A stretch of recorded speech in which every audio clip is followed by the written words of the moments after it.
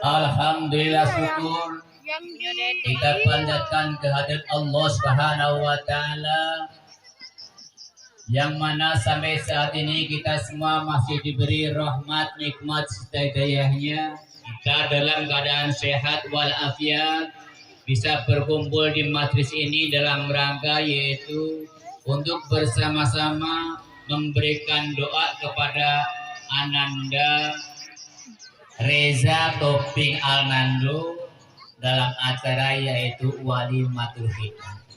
Mudah-mudahan berkat doa kita semua Ananda tersebut dijadikan oleh Allah menjadi anak yang soleh, yang berguna bagi nusa bangsa dan agama. Ali jamaah rahimakumullah, kepada Bapak Chandra beserta Ibu, kemudian Yu Ama dan Ci Ima.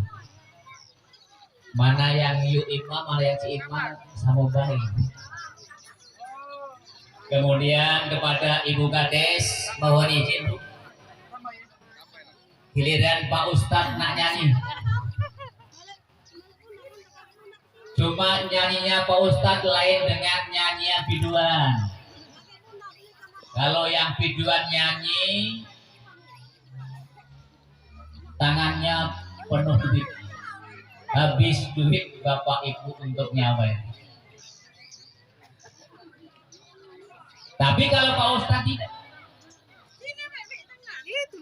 Pak Ustadz tidak menginginkan disawer oleh Bapak dan Ibu semua, tidak. Yang penting mudah-mudahan Bapak dan Ibu semua bisa mendengarkan dan nanti yaitu bisa melaksanakan apa yang menjadi tausiah saya pada siang hari ini. Ali jamaah rahimakumullah. Sebenarnya yang nak ngisi tausiah pada siang hari ini adalah beliau Bapak Samad. Karena beliau pada siang hari ini ada acara sehingga beliau tidak bisa hadir di masjid ini, sehingga terpaksa saya yang menghadirkan. Mudah-mudahan tidak menjadi masalah yaitu kepada kita semua. Perlu kita ketahui ahli jamaah rahimakumullah bahwa sudah 2 tahun sudah acara semacam ini sudah 2 tahun kurang lebihnya tidak pernah dilaksanakan. Dengan adanya corona. Karena apa? Inilah kadang-kadang kalau kita pikir kesempatan daripada orang kafir, kesempatan daripada kaum yang berpaham komunis, yaitu menginginkan akan ajaran-ajaran yang semacam ini tidak dilaksanakan lagi oleh umat Islam yang ada di Indonesia ini khususnya. Sehingga memang di stopnya nggak boleh ada acara, tentu nggak boleh, ini nggak boleh, sampai ngaji pun nggak boleh, sampai sholat Jumat pun nggak boleh waktu dulu. Nah sekarang ini sudah mulai. Nah oleh karena itu mudah-mudahan ke depannya ini kita harus tahu meskipun mereka orang kafir, meskipun mereka yang berpaham komunis ini akan berjuang dengan semaksimal mungkin agar Islam lepas di alam Indonesia ini, tentu tidak akan bisa. Karena apa? Islam sudah menegaskan al-Islamu ya'lu wa la yu'la alaih. Islam itu tinggi dan tidak akan bisa dikalahkan oleh siapapun juga. Paham Mbak ya? Bu, paham ya? Islam tetap akan ada di muka bumi Indonesia ini, khususnya di dusun kita ini pasti akan selalu ada. Nah cuma Pak Bu, yang menjadi masalah ini memang Islam tidak akan lenyap di muka bumi Indonesia ini atau di kampung kita ini, memang benar. Cuma yang menjadi masalah yaitu umat Islam itu sendiri mana caranya supaya enggan untuk melaksanakan ajaran syariat Islam. Ini kunci mereka Pak. Biarlah masyarakat Indonesia ini yang katanya 90% beragama Islam tidak jadi masalah. Kalau di Pangkalan ini barangkali 100% beragama Islam. Tetapi yang mereka usahakan agar umat Islam yang di Panganglebek ini dan juga sekitarnya, bapak-bapak, ibunya, dan anak-anaknya, ini bagaimana caranya supaya enggan untuk beribadah pada Allah. Berhasil usaha mereka, Pak. Ibu-ibu barangkali dilihat daripada orang orientalis, uang barat nengok daripada ibu-ibu atau kita semua ini senengannya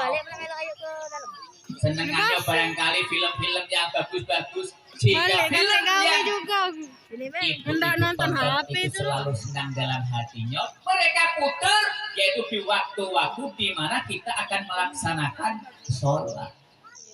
Sehingga ibu-ibu kadang-kadang lupa mana yang kewajiban. Oh, inilah kewajiban, sudah waktunya sholat, harus berhenti dulu sholat. Lupa, Pak. Karena apa? Inilah usaha mereka didatangkan dengan film yang bagus-bagus.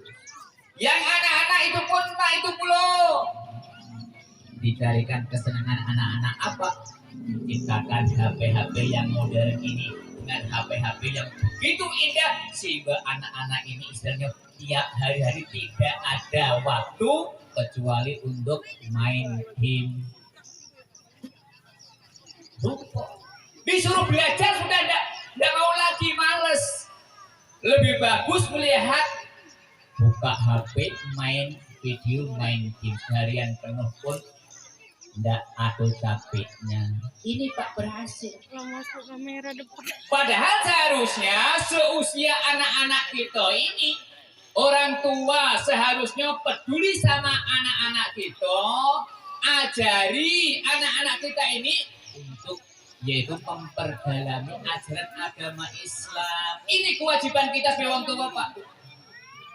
Kalau suatu misal bukannya anak-anak tidak boleh main game, tidak boleh. Cuma kita harus sadari waktu belajar, waktu ngaji suruh ngaji, waktu ke masjid suruh ke masjid, waktu ke musola suruh ke musola. Ini Pak seharusnya yang kita laksanakan.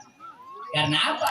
Kalau hal demikian nanti wong tua tidak peduli kepada anak-anaknya untuk mendidik anaknya ke dalam didikan agama Islam, barangkali Islam ini tidak akan bisa yaitu digawikan, diamalkan khususnya di dusun kita ini. Nah, ini kewajiban kita.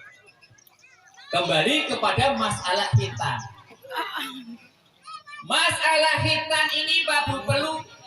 Mari kita ambil hikmahnya nanti. Hitam itu istilah bahasanya, Pak. Kalau istilah bahasa kita ini dipotong. Jadi ada sebagian daging yaitu punya wong lanang ini mereka lebih laku dipotongnya karena apa?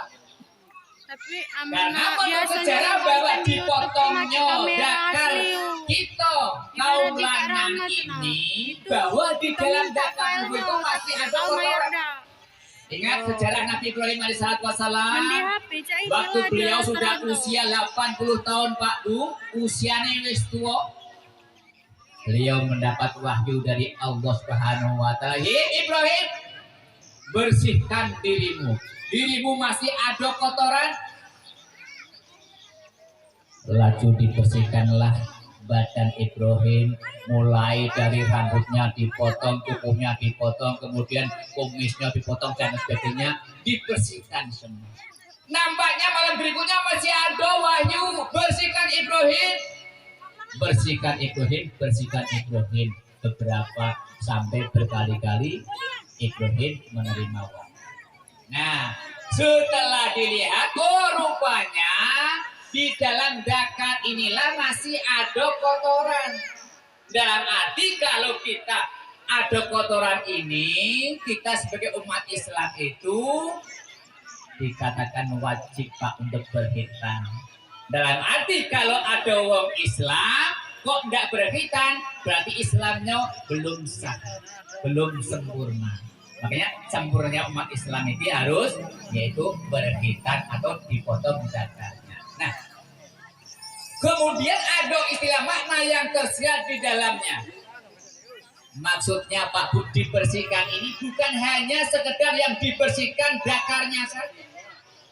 Namun rupanya Pak, Nabi Ibrahim itu meskipun sudah usia lanjut, usia tua Pak, masih disuruh oleh Allah untuk membersihkan dirinya. Dalam arti apa? Dalam arti Pak Bu, kita semua ini sebagai manusia, manusia yang biasa salah, manusia yang banyak dosa, manusia yang mempunyai hati. Hati kita ini para bapak dan ibu rahimakumullah, kalau hati kita ini bagus, insya Allah perilaku semua kita semua nanti akan menjurus kepada kebagusan. Tapi sebaliknya Pak Bu, kalau hati kita ini kotor, tidak selalu kita bersihkan, maka perilaku akan menjurus kepada keburukan. Oleh karena itu, inti daripada hikmah kita nang ini, marilah kita bersihkan diri kita ini.